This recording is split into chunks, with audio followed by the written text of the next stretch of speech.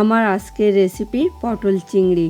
আর আজকে আমি এটা কিন্তু একদম বিয়েবাড়ির স্টাইলে এবং খুব সহজ পদ্ধতিতে আপনাদেরকে বানিয়ে দেখাবো। স্পেশালি পটল চিংড়িটা কিন্তু গরম সাদা ভাত কিংবা পোলাওয়ের সঙ্গে খেতে দারুণ লাগে। আর অবশ্যই সঙ্গে থাকবে কিন্তু অনেক important tips and tricks. Friends, আমি মৌসুমি আর আপনারা দেখছেন আমার cooking channel Mousumi's cuisine in USA. আশা করি আমার আজকের রেসিপিটা আপনারা লাইক করবেন। So please stay tune. একটা প্যান কিন্তু আমি ওভেনে বসিয়ে দিয়েছি। এবার আমি এটাতে দিয়ে দিচ্ছি পরিমাণ মতো সর্ষের তেল। আর বিয়েবাড়ির পটল চিংড়ির মতো অরিজিনাল স্বাদটা পেতে হলে কিন্তু অবশ্যই এখানে সর্ষের তেলটাই ব্যবহার করতে হবে। এই গরম তেলে এখন আমি কিউব করে কাটা মিডিয়াম সাইজের দুটো আলু, সামান্য পরিমাণ হলুদ ও নুন দিয়ে আলুগুলোকে একটু শ্যালো ফ্রাই করে নিচ্ছি। দেখুন, এই পর্যায়ে আলুগুলোকে কিন্তু আমার শ্যালো ফ্রাই করে নেওয়া কমপ্লিট। এখন আমি এগুলোকে অন্য পাত্রে তুলে নিচ্ছি। সেম তেলের ভেতরে এখন আমি 10টা পটলকে এভাবে খোসাটা ছাড়িয়ে নিয়ে 2 ফালি করে কেটে নিয়েছি। সেগুলোকে এখন আমি তেলে ছেড়ে একটু শ্যালো ফ্রাই করে নিচ্ছি। যেহেতু আমি আলুগুলো ফ্রাই করার সময়ে কিছুটা নুন হলুদ অ্যাড করেছিলাম, আর সেই সেম তেলেই এখন আমি পটলগুলোকে ফ্রাই করে নিচ্ছি। তাই এখানে কিন্তু আমি নতুন করে আর নুন হলুদটা অ্যাড করলাম না। দেখুন, পটলগুলোকেও কিন্তু আমার ফ্রাই করে নেওয়া কমপ্লিট। এখন আমি এগুলোকে অন্য পাত্রে তুলে নিচ্ছি। সেম তেলের ভেতরে এখন আমি আগে থেকে খুব ভালো করে ক্লিন করে রেখেছিলাম 400 গ্রাম মতো বাগদা চিংড়িকে। সেই চিংড়িগুলোকে ছেড়ে একটু শ্যালো ফ্রাই করে নিচ্ছি।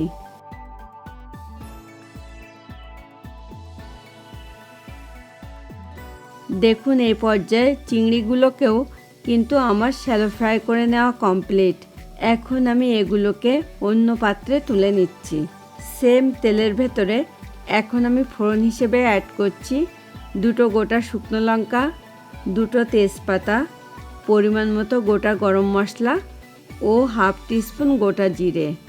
এখন আমি এটাকে ততক্ষণ পর্যন্ত নাড়তে থাকবো যতক্ষণ না ফোড়নটা থেকে খুব সুন্দর একটা স্মেল বেরোচ্ছে। ফোড়নটা থেকে কিন্তু অলরেডি খুব সুন্দর একটা স্মেল চলে এসেছে। আর এ পর্যায়ে আমি এখানে অ্যাড করছি একটা মিডিয়াম সাইজের কুচানো পেঁয়াজ। এখন আমি এটাকে ততক্ষণ পর্যন্ত নাড়তে থাকবো যতক্ষণ না পেঁয়াজগুলোতে হালকা গোল্ডেন কালারটা চলে আসছে। পেঁয়াজগুলো ফ্রাইয়ের মাঝপথে আমি এখানে অ্যাড করছি 1 টিস্পুন কাশ্মীরি লঙ্কার গুঁড়ো। আর এ পর্যায়ে একটু কাশ্মীরি লঙ্কার গুঁড়ো অ্যাড করলাম, তাতে করে কিন্তু বিয়েবাড়ির পটল চিংড়ির মতো পারফেক্ট কালারটা আসতে হেল্প করবে। এই পর্যায়ে আমি এখানে অ্যাড করছি কিউব করে কাটা একটা টমেটো ও সামান্য পরিমাণ নুন। এখন আমি এটাকে নাড়তে থাকবো যতক্ষণ না টমেটোগুলো একটু সফট হচ্ছে। আর এ পর্যায়ে একটু নুন অ্যাড করলাম, তাতে করে কিন্তু টমেটোগুলো দ্রুত সফট হয়ে যাবে।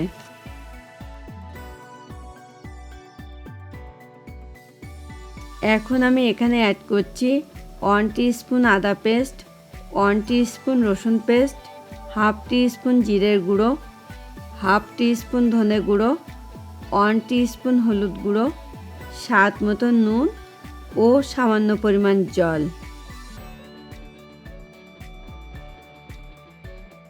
এবার আমি মশলাটাকে এমনভাবে কষিয়ে নেব যাতে মশলাগুলো থেকে খুব ভালো করে কাঁচা স্মেলটা চলে যায়।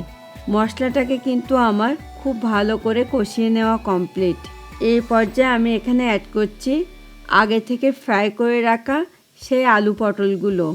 যেহেতু এগুলোকে আমি ফ্রাই করে নিয়েছি, তাই এগুলোকে এখন আমার হালকা কষিয়ে নিলেই চলবে। আর আমার আজকের এই রেসিপিটা আপনাদের ভালো লাগলে কিন্তু প্লিজ ভিডিওটাতে একটা লাইক করে দেবেন এবং কমেন্ট করে কিন্তু আপনাদের মতামতটা জানাতে প্লিজ ভুলবেন না।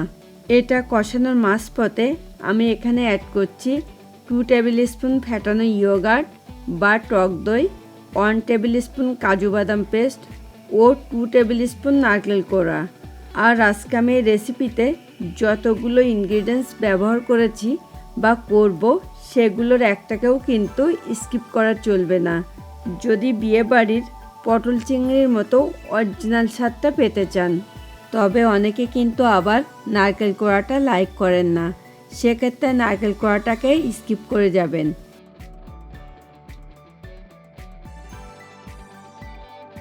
এগুলো কষানোর মাঝপথে আমি আগে থেকে ফ্রাই করে রাখা সেই চিংড়িগুলো দিয়ে আবারও হালকা একটু কষিয়ে নিচ্ছি।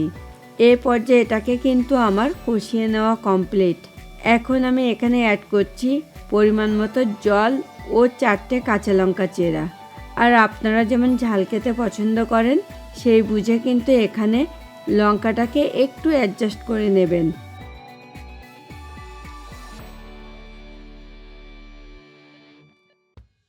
এরপরে আমি এটাকে ঢেকে রেখে দেব যতক্ষণ না ভেজিটেবলসগুলো পারফেক্টলি কুক হচ্ছে।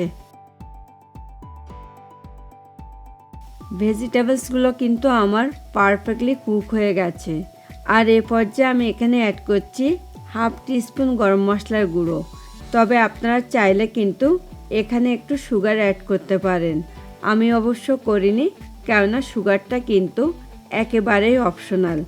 আর এই পর্যায়ে আমি ঝোলটাকে কিন্তু এর থেকে বেশি শুকাবো না, কেননা পরে কিন্তু আলু ও পটলগুলোতে বেশ কিছুটা ঝোল টেনে নেবে। সবশেষে আমি এখানে অ্যাড করছি হাফ টিস্পুন ঘি।